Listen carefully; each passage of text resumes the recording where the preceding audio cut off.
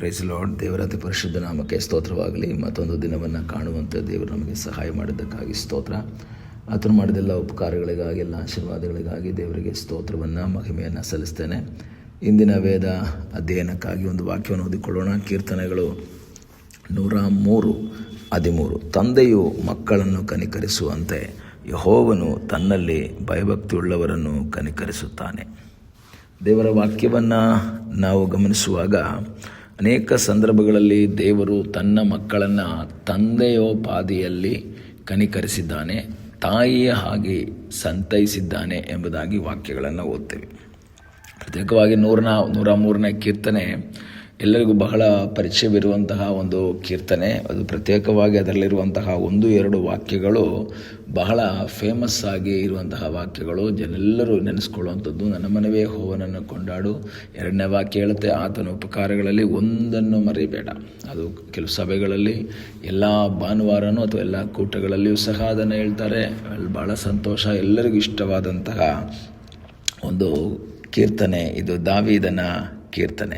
ಇಲ್ಲಿ 13ನೇ ವಾಕ್ಯದಲ್ಲಿ ದಾವೀದ ಹೇಳ್ತಾನೆ, ತಂದೆಯು ಮಕ್ಕಳನ್ನು ಕನಿಕರಿಸುವ ಹಾಗೆ ಯೆಹೋವನು ತನ್ನಲ್ಲಿ ಭಯಭಕ್ತಿಯುಳ್ಳವರನ್ನು ಕನಿಕರಿಸುತ್ತಾನೆ. ಈ ಕನಿಕರದ ಹೃದಯ ಅನ್ನೋದು ತಂದೆಗೆ ಇದೆ, ತಾಯಿಗೆ ಇದೆ. ಪ್ರತ್ಯೇಕವಾಗಿ ಅನೇಕ ವ್ಯಕ್ತಿಗಳಲ್ಲಿ ಇಂಥ ಒಂದು ಕನಿಕರದ ಹೃದಯವನ್ನು ನಾವು ನೋಡೋದಿಲ್ಲ. ಅವ್ರಿಗೆ ಯಾವಾಗಲೂ ಸಹ ಅವ್ರಿಗೆ ಕೋಪ, ದ್ವೇಷ, ಅಸೂಯೆ, ಹೊಟ್ಟೆಕಿಚ್ಚು ಈ ರೀತಿಯ ಅನುಭವಗಳು ನೋಡ್ತೀವಿ. ಯೇಸುಸ್ವಾಮಿಯ ಒಂದು ಸ್ವಭಾವ ನಾವು ನೋಡಬೇಕಾದ್ರೆ ಆತನು ಕನಿಕರವುಳ್ಳಂತಹ ದೇವರೆಂಬುದಾಗಿ ವಾಕ್ಯ ಹೇಳ್ತದೆ. ನಾವು ಮಾರ್ಕನ ಸುವಾರ್ತೆ 1ನೇ ಅಧ್ಯಾಯದಲ್ಲಿ 40ನೇ ವಾಕ್ಯದಿಂದ ಮುಂದೆ ಹೋಗುವಾಗ ಓದುವಂಥ ಸಮಯದಲ್ಲಿ ಒಬ್ಬ ಕುಷ್ಠರೋಗಿ ಯೇಸುಸ್ವಾಮಿ ಹತ್ರ ಬರ್ತಾನೆ. ಯೇಸುಸ್ವಾಮಿ ಹತ್ರ ಬಂದು ಯೇಸುಸ್ವಾಮಿಗೆ ಕೇಳ್ತಾನೆ, ಸ್ವಾಮಿ, ನಿನಗೆ ಮನಸ್ಸಿದ್ದರೆ ನನ್ನನ್ನು ಶುದ್ಧ ಮಾಡಬಲ್ಲೆ ಅಂತ ಹೇಳಿದಾಗ ಯೇಸು ಅವನನ್ನು ನೋಡಿ ಕನಿಕರಪಟ್ಟು ಅವನನ್ನು ಶುದ್ಧಿ ಮಾಡಿದ್ರು ಎಂಬುದಾಗಿ ವಾಕ್ಯ ಹೇಳ್ತದೆ. ಅವನನ್ನು ಸ್ವಸ್ಥ ಮಾಡಿದ್ರು ಎಂಬುದಾಗಿ ವಾಕ್ಯ ಹೇಳ್ತದೆ. ಅದೇ ರೀತಿಯಲ್ಲಿ ಯೇಸುಸ್ವಾಮಿಯ ಸಂಗಡ ವಾಕ್ಯವನ್ನು ಕೇಳುತ್ತಾ 2-3 ದಿನಗಳಿದ್ದು ವಾಕ್ಯವನ್ನು ಕೇಳಿ ಬಲಹೀನರಾಗಿ ಬಳಲಿ ಹೋಗಿ ಹಿಂದಿರುಗಿ ಹೋಗುವುದಕ್ಕಾಗಿದ್ದಂತಹ ಜನರನ್ನು ನೋಡಿ ಯೇಸು ಹೇಳ್ತಾ ಇದ್ದಾರೆ, ಈ ಜನರು ನನ್ನ ಬಳಿಗೆ ಬಂದು 3 ದಿವಸವಾಯಿತು. ಇವರನ್ನು ನೋಡಿ ಕನಿಕರಿಸುತ್ತೇನೆ. ಇವರನ್ನು ಹೀಗೆ ಕಳುಹಿಸಿಬಿಟ್ರೆ ದಾರಿಯಲ್ಲಿ ಬಳಲಿ ಹೋದಾರು ಅಂತ ಹೇಳಿ ಅವರಿಗೆ 5 ರೊಟ್ಟಿ 2 ಮೀನನ್ನು ಆಶೀರ್ವದಿಸಿ 5,000ಕ್ಕಿಂತ ಹೆಚ್ಚಿದ್ದಂತಹ ಗಂಡಸರು, ಹೆಂಗಸರು, ಮಕ್ಕಳು ಎಲ್ಲರಿಗೂ ಸಹ ಅದನ್ನು ಕೊಟ್ಟದ್ದಾಗಿ ನಾವು ನೋಡ್ಬೋದು. ಹಾಗಾದರೆ ಯೇಸು ಯಾರು? ಯೇಸು ಕನಿಕರವುಳ್ಳಂತಹ ಒಬ್ಬ ಹೃದಯವುಳ್ಳಂತಹ ಒಬ್ಬ ವ್ಯಕ್ತಿಯಾಗಿದ್ದಾನೆ. ಕನಿಕರದ ಹೃದಯವನ್ನು ಇಟ್ಟುಕೊಂಡಿರುವಂತಹ ಕರ್ತನಾದ ಯೇಸು ನಮಗೋಸ್ಕರ ಜೀವಿಸ್ತಾ ಇದ್ದಾನೆ. ಈ ದಿವಸ ಕರ್ತನ ಮುಖವನ್ನು ನೋಡುತ್ತಾ ಕರ್ತನ ಸನ್ನಿಧಾನದಲ್ಲಿ ಪ್ರಾರ್ಥಿಸಬೇಕು. ದೇವರೇ, ನನ್ನನ್ನು ನೀನು ಕನಿಕರಿಸಿದೆ.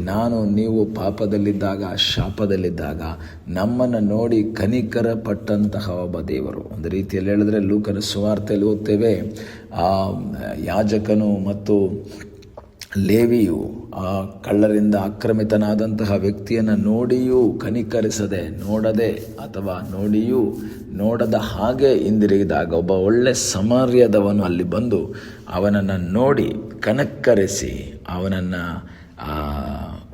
ಆರೈಕೆ ಮಾಡಿದ ಹಾಗೆ ಯೇಸು ಕನಿಕರವುಳ್ಳಂತಹ ಒಬ್ಬ ವ್ಯಕ್ತಿಯಾಗಿದ್ದಾನೆ. ಇಲ್ಲಿ ದೇವರ ವಾಕ್ಯ ಹೇಳ್ತದೆ, ಹಳೆ ಒಡಂಬಡಿಕೆಯಲ್ಲಿ ದೇವರನ್ನು ಪ್ರತ್ಯೇಕವಾಗಿ ಕನಿಕರಕ್ಕಿಂತ ಒಂದು ಕೋಪದ ದೇವರು ಎಂಬುದಾಗಿ ಕೆಲವರು ಚಿತ್ರೀಕರಿಸ್ತಾರೆ. ಹಳೆ ಒಡಂಬಡಿಕೆಯಲ್ಲಿ ದೇವರು ಕೋಪವುಳ್ಳ ದೇವರು ಅಂತ. ಏಕೆಂದರೆ ಅನೇಕ ಸಂದರ್ಭಗಳಲ್ಲಿ ದೇವರು ಕೋಪಗೊಂಡು ಜನರನ್ನು ಸಾಯಿಸಿದ್ದನ್ನು ನೋಡ್ಬೋದು. ಜನರನ್ನು ಶತ್ರುಗಳ ಕೈಗೆ ಒಪ್ಪಿಸಿಕೊಟ್ಟಿದ್ದನ್ನು ಹೊಸ ಒಡಂಬಡಿಕೆಗಿಂತ ಹಳೆ ಒಡಂಬಡಿಕೆಯಲ್ಲಿ ತುಂಬ ಸಂದರ್ಭಗಳಲ್ಲಿ ನಾವು ನೋಡ್ಬೋದು. ಅನೇಕರು ಪ್ರಸಂಗ ಮಾಡುವಾಗಲೂ ಹೇಳ್ತಾರೆ, ಹೊಸ ಒಡಂಬಡಿಕೆಯಲ್ಲಿರುವಂತಹ ಕ್ರಿಸ್ತನು ಕನಿಕರದ ಸ್ವಭಾವವುಳ್ಳವನಾಗಿರುವಾಗ ಹಳೆ ಒಡಂಬಡಿಕೆಯಲ್ಲಿ ದೇವರು ಇಮ್ಮಿಡಿಯೇಟ್ ಆಗಿ ಶಿಕ್ಷೆಯನ್ನು ಕೊಡ್ತಾ ಇದ್ದಂತಹ ದೇವರು. ಆದರೆ ಅದಕ್ಕೆ ವ್ಯತಿರಿಕ್ತವಾಗಿ ವಾಕ್ಯ ಹೇಳ್ತದೆ, ಹಳೆ ಒಡಂಬಡಿಕೆಯಲ್ಲಿ ಯೆಹೋವನು ತನ್ನಲ್ಲಿ ಭಯಭಕ್ತಿ ಉಳ್ಳವರನ್ನು ಕನಿಕರಿಸ್ತಾನೆ. ಹಾಗಾದರೆ ದೇವರು ಕೋಪ ಮಾಡ್ಕೊಳ್ಳೋದಲ್ಲ, ದೇವರಲ್ಲಿ ಯಾರು ಭಯಭಕ್ತಿ ಉಳ್ಳವರಾಗಿರ್ತಾರೋ, ಯಾರು ದೇವರ ವಾಕ್ಯಕ್ಕೆ ವಿಧೇಯರಾಗಿ ಜೀವಿಸ್ತಾರೋ, ಯಾರು ದೇವರ ಚಿತ್ತಕ್ಕೆ ವಿಧೇಯರಾಗಿ ಜೀವಿಸ್ತಾರೋ ಅವರನ್ನು ಕನಿಕರಿಸುವುದಕ್ಕೆ ಮನಸ್ಸುಳ್ಳಂತಹ ಒಬ್ಬ ದೇವರಿದ್ದಾನೆ. ಅದು ಹಳೆ ಒಡಂಬಡಿಕೆ ಆಗಿರ್ಬೋದು, ಹೊಸ ಒಡಂಬಡಿಕೆ ಆಗಿರ್ಬೋದು. ದೇವರ ಸ್ವಭಾವಕ್ಕೆ ಬದಲಾವಣೆ ಇಲ್ಲ. ಈ ಬೆಳಗಿನ ಸಮಯದಲ್ಲಿ ವಾಕ್ಯವನ್ನು ಕೇಳುವಂಥ ದೇವರ ಮಗುವೆ, ನಿನ್ನನ್ನು ಕನಿಕರಿಸುವಂತಹ ಒಬ್ಬ ದೇವರು, ನಿನ್ನ ಜೀವಿತದಲ್ಲಿ ಕನಿಕರಿಸುವಂತಹ ದೇವರು ಆತನಾಗಿದ್ದಾನೆ. ತಂದೆಯು ಕನಿಕರಿಸುವ ಹಾಗೆ ಅಂತ ಹೇಳಿದಾಗ ಎಷ್ಟೋ ತಂದೆಗಳು ಕನಿಕರನೇ ಪಡೋದಿಲ್ಲ, ದ್ವೇಷವನ್ನು ಸಾಧಿಸ್ತಾರೆ. ಆದರೆ ದೇವರು ಎಂದಿಗೂ ತನ್ನಲ್ಲಿ ಭಯಭಕ್ತಿಯುಳ್ಳವರನ್ನು ನೋಡಿ ಆತನು ದ್ವೇಷಿಸುವಂಥ ದೇವರಲ್ಲ, ಕೋಪಿಸುವಂಥ ದೇವರಲ್ಲ, ಕನಿಕರಿಸುವಂತಹ ದೇವರು. ನಿನ್ನ ಜೀವಿತದಲ್ಲಿ ನಿನ್ನನ್ನು ಇಲ್ಲಿವರೆಗೂ ಕನಿಕರಿಸಿ ನಡೆಸಿದಂತಹ ಸರ್ವಶಕ್ತನಾದ ಒಬ್ಬ ದೇವರಿದ್ದಾನೆ. ಮುಂದೆಯೂ ನಿನ್ನ ಮೇಲೆ ಕನಿಕರ ಕೊಟ್ಟು ನಿನ್ನನ್ನು ನಡೆಸುವಂತಹ ದೇವರಾಗಿದ್ದಾನೆ. ಆತನಲ್ಲಿ ಭಯಭಕ್ತಿಯುಳ್ಳವರಾಗಿ ಜೀವಿಸುವ ಹಾಗೆ ದೇವರು ನಮಗೆ ಸಹಾಯ ಮಾಡಲಿ. ನಾವು ಪ್ರಾರ್ಥಿಸೋಣ. ನಮ್ಮನ್ನು ಬಹಳವಾಗಿ ಪ್ರೀತಿ ಮಾಡುವ ಪರಲೋಕದ ತಂದೆಯಾದ ದೇವರೇ, ಈ ಸಮಯಕ್ಕಾಗಿ ಸ್ತೋತ್ರ. ಅಪ್ಪ, ನಾವು ಪಾಪದಲ್ಲಿ ಶಾಪದಲ್ಲಿದ್ದಾಗ ನಮ್ಮನ್ನು ನೋಡಿ ಕನಿಕರಿಸಿ ದೇವರೇ ನಮ್ಮನ್ನು ರಕ್ಷಿಸಿ ನಮ್ಮನ್ನು ನಿನ್ನ ಮಗನಾಗಿ ಮಗಳಾಗಿ ಮಾರ್ಪಡಿಸಿದ್ದಿ, ಅದಕ್ಕಾಗಿ ನಿನಗೆ ಸ್ತೋತ್ರ. ಅಪ್ಪ, ತಂದೆಯು ಕನಿಕರಿಸುವ ಹಾಗೆ ನಮ್ಮನ್ನು ಕನಿಕರಿಸಿ ಇಲ್ಲಿವರೆಗೂ ನಡೆಸಿದ್ದಿ. ಮುಂದೆಯೂ ನಿನ್ನ ಕನಿಕರದ ಹೃದಯ ನಮ್ಮ ಮೇಲಿರಲಿ ಅಪ್ಪ.